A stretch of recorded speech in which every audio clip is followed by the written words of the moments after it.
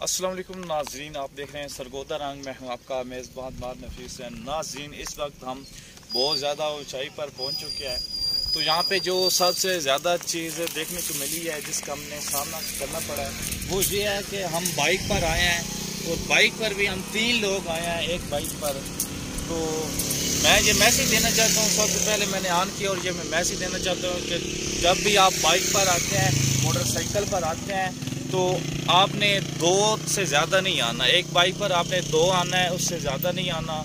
अगर आपके पास बाइक अच्छी भी है तब भी मेरे ख्याल में आप 2 ही आए तो बेहतर रहेगा, क्योंकि यहाँ पे जो चढ़ाई है ना वो बहुत ज़्यादा है। जो मोटरसाइकिल होता है ना वो फिर आगे नहीं ऊपर जाता, तो इसलिए आप 2-2 करके आएँ, 3 कभी भी ना आएँ। और कोशिश करें कि मोटरसाइकिलों पर कम आएँ।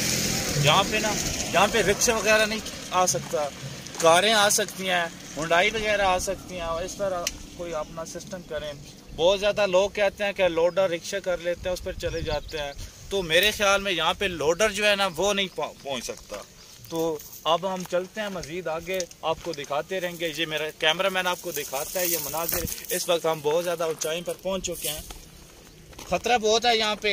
और यहाँ पे खुसूसन रास्ता तो अच्छा है, रास्ता तो बेहतरीन है, और यहाँ पे गाड़ियाँ रश बहुत ज़्यादा, एहतियात करनी है आप सब ने।